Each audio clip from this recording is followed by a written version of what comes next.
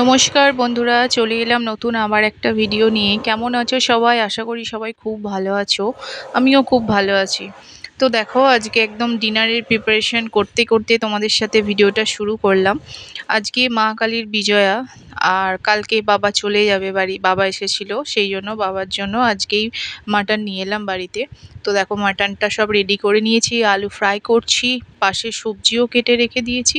একটু তাড়াতাড়ি করে নিচ্ছি কারণ একটু পরে আমাকে আবার মায়ের বরণ করতে যেতে হবে।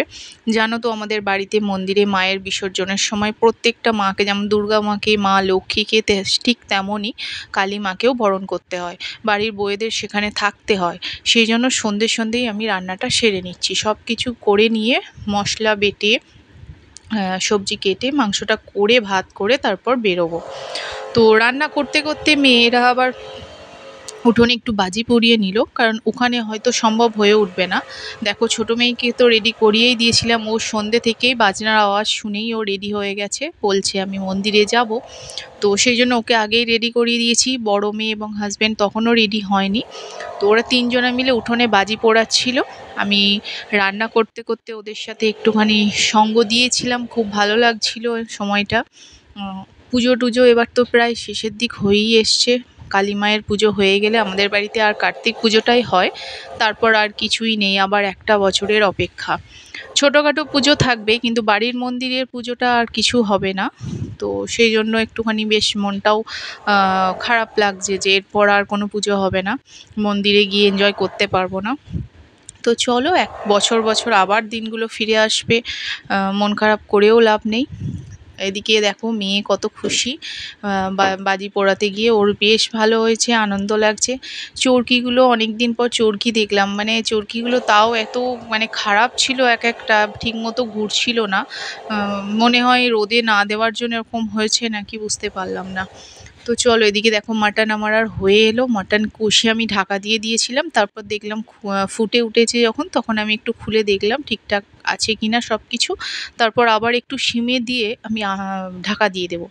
মাটনটা আমি কড়াইয়েই করি, প্রেশারে করি না। প্রেশারে করলে টেস্টটা একটু অন্যরকম হয়ে যায়, আমার ভালো লাগে না। তার জন্য আমি একটু সময় নিয়ে কড়াইতেই মাটন করি। তো দেখো, মাটনটা আরেকটু হবে, তার জন্য আমি একটু ঢাকা দিয়ে সিমে দিয়ে রেখে দিলাম। তো চলো, এবার আমি রেডি হয়ে নিই, আমরা তো মন্দিরে যাব, সময় হয়ে এসছে, 7:30টার দিকে আমাদের মন্দিরে প্রেজেন্ট থাকতে হবে। তো মেয়ে তো রেডি হয়ে গেছে। মেয়েকে দেখো, এই ছোট্ট সুন্দর একটা কট সেট পরিয়েছি, যেটা ওকে ওর আঙ্কেল দিয়েছিল। খুব সুন্দর ড্রেসটা, কালারটাও পিঙ্ক কালার, বাচ্চাদের পিঙ্ক কালার খুবই ভালো লাগে, তার জন্য আরও সুন্দর লাগছিল। তো দেখো, আর আমাকে এদিকে আবার বরণ করার জন্য আলতা পরতে হবে। আমার আলতা পরছিলাম, সেই জন্য আমি নিজে নিজে আলতা পরতে একটু অসুবিধা হয়, সেই জন্য আমার যা আমাকে আলতাটা পরিয়ে দিচ্ছিল। সারা বছর খুব একটা আলতা পরা হয় না, কিন্তু এই পুজোর কয়েকটা দিন অনেকবার আলতা পরা হয়ে যায়। তো আলতা পরার পর দেখো, শাড়ি পরে নিয়েছি, একটা লাল সবুজের ওপর একটা সুন্দর সিল্কের শাড়ি পরে নিয়েছি। যেহেতু মাকে বরণ করব, তো একটু তো সুন্দরভাবে সেজে যেতেই হবে। চলো, বরণটা সেরে নিই।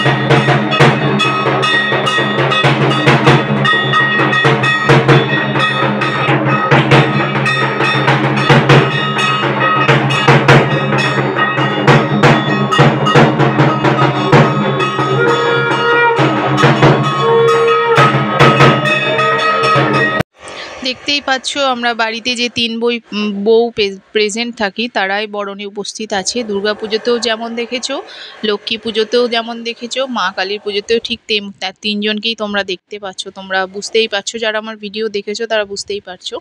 আর এটা হচ্ছে আমার ননদ। এই ননদটা আমাদের কালী পুজোতেই আসে স্পেশাল করে। প্রত্যেক বছর কালী পুজোতে এই ননদ প্রেজেন্ট থাকে। তো দুর্গাপুজোতে এই ননদ ছিল না, তো এখন এসেছে তো কালী পুজো উপলক্ষে। এবং কালী পুজোর সমস্ত জোগাড় যা কিছু একদম নখদর্পণে নিজে হাতে করেছে।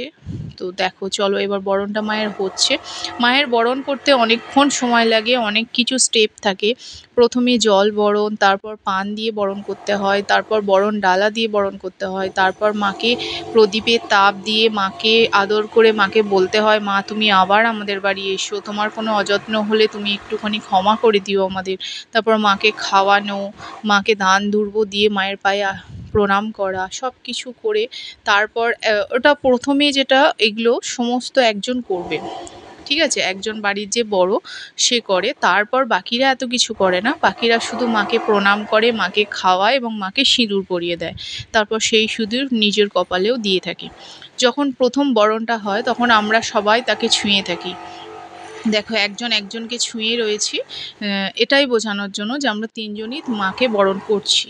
কারণ ওখানে সবাই মিলে তো একভাবে একজনকে ধরে থাকা অসুবিধা, ওখানে অসুবিধা, যার জন্য একজন একজনকে ছুঁয়ে রয়েছে।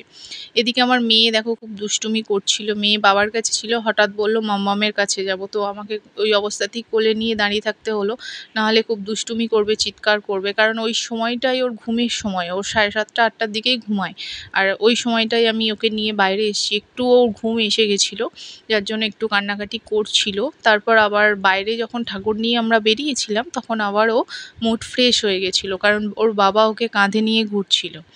আর বড় মেয়ে বাড়িতে ছিল, বাড়িতে বাবা একা ছিল, বাবা অসুস্থ, সেই জন্য বাবাকে একা ছেড়ে আসা হয়নি। তো বড় মেয়ে বাড়িতেই রয়েছে দাদুর কাছে, ও আর এলো না। তো দেখো, বরণ প্রায় শেষের দিক হয়ে এসছে।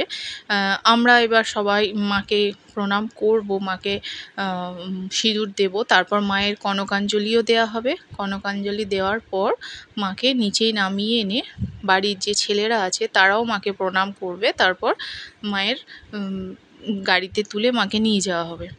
তো এত কিছু, এই যে জিনিসগুলো আমি তোমাদের দেখাচ্ছি, এগুলো এর আগেও আমি তোমাদের দেখিয়েছি, তোমরা অভ্যস্ত হয়ে গেছো।